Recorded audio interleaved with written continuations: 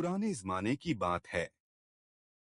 पहाड़ों के बीच बसा एक छोटा सा कस्बा था, नूरगढ़।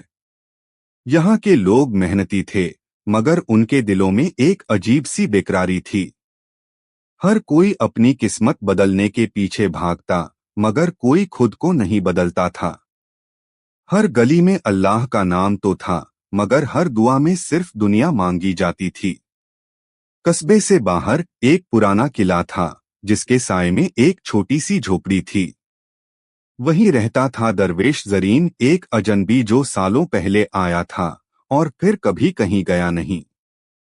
सफेद कपड़ों में लिपटा, चांदी जैसी दाढ़ी और आंखें जो जैसे किसी और जहां की चीज हों।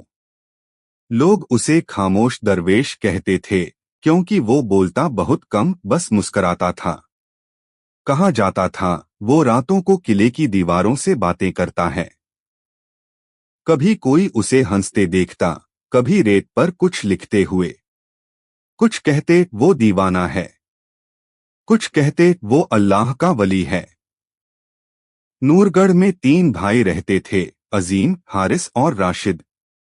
तीनों तिजारत में माहिर थे और दौलत के नशे में चूर।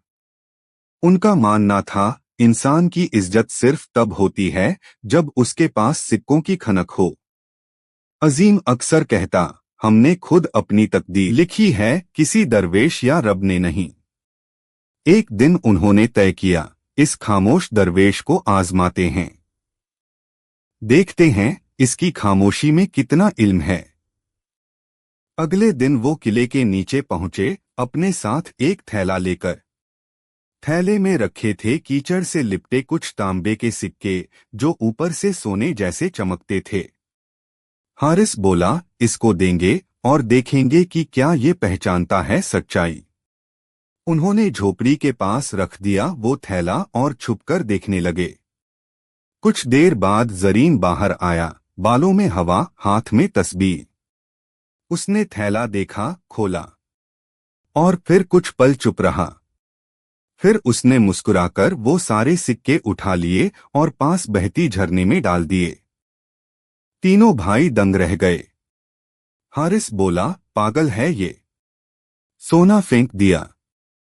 जरीन ने बिना उनकी तरफ देखे कहा, जिस चीज में झूठ की मिट्टी लगी हो, वो चाहे सोना लगे, मेरे रब के लिए वो मिट्टी ही है।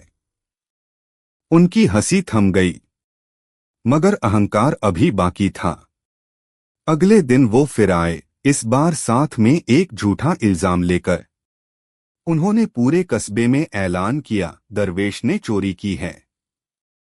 भीड़ जमा हो गई, सबके चेहरों पर जिज्ञासा और शक। जरीन चुपचाप खड़ा था। किसी ने पूछा, कहो क्या सच है? वो बोला, अगर मेरा रब चाहता तो तुम सबकी जुबानें मेरे लिए बोलती, मगर आज वो चाहता है कि मैं खामोश रहूं। लोग कुछ समझे नहीं, मगर उसी रात जब सब सोए, कस्बे की नदी अचानक उफनने लगी। पानी इतना बढ़ा कि सबकी दुकानें डूबने लगीं।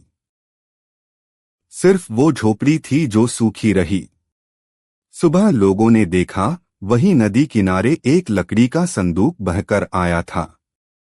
अंदर सोने और खजूरों से भरा हुआ, और ऊपर लिखा था, जिस पर इल्जाम हो, अगर वो सच्चा हो तो दुनिया की गवाही की जरूरत नहीं होती। अब लोग जरीन को खामोश दरवेश नहीं, जिंदा करामत कहने लगे। लेकिन जरीन फिर भी वही रहा, सादा, मुस्कुराता, झोपड़ी के बाहर बैठे तस्बीह फेरता हुआ। दिन बीते, साल गुजरे। एक दिन कस्बे में एक अजनबी आया, एक नौजवान लड़का, नाम यूसुफ। थका हुआ, भटका हुआ और आंखों में पछतावे का सैलाब। उसने दरवेश से कहा, हुजूर, मैंने हर चीज में सुकून ढूंढा, दौलत में, नाम में, यहां तक कि गुनाहों में भी, मगर सुकून कहीं नहीं मिला। जरीन ने बस इतना कहा, जिसे सुकून चाहिए उसे पहले अपने दिल की आवाज सुननी होगी, क्योंकि अल्लाह वहीं बोलता है जहां सब आवाजें खामोश हो जाएं। यूसुफ उसके साथ रहने लगा। वो दरवेश से सीखा करता, पानी भरता, नमाज के वक्त झोपड़ी साफ करता। धीरे धीरे उसके अंदर कुछ बदलने लगा। एक दिन जरीन ने उसे एक पुरानी दीवार की तरफ इशारा किया, जहां पत्थरों पर उभरे कुछ शब्द थे। जो खुद को माफ कर दे, उसे दुनिया का हर गुनाह माफ लगने लगता है। उसी दिन तीनों भाई फिर आए, इस बार टूटे हुए, शर्मसार। उन्होंने कहा, दरवेश, हमें भी सुकून चाहिए, मगर हमारे दिल तो सिक्कों की आवाज से भरे हैं। जरीन ने झरने से पानी भरा और तीनों के हाथों पर डाला।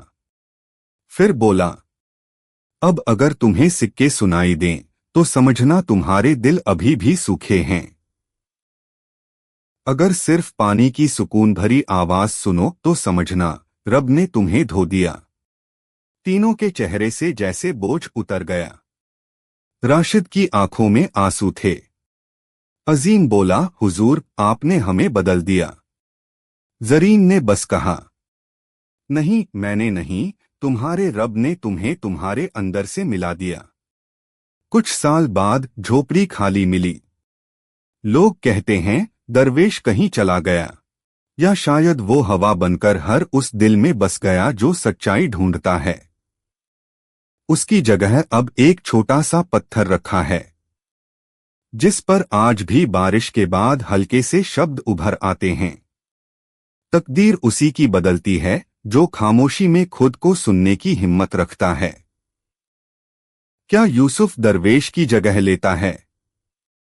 क्या नूरगढ़ की नई किस्मत की शुरुआत होती है? क्या तुम चाहोगे कि मैं इसी कहानी का पार्ट 2 लिखूं? चलिए फिर कमेंट में अल्लाह लिखे। फिर मिलते ऐसे ही नई रोमांचक कहानी के साथ।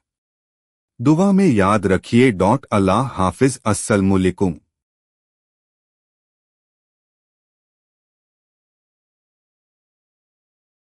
अगर आपको ये वीडियो पसंद आया है तो प्लीज चैनल को लाइक करें, सब्सक्राइब करें और बेल आइकन दबाना न भूलें। धन्यवाद।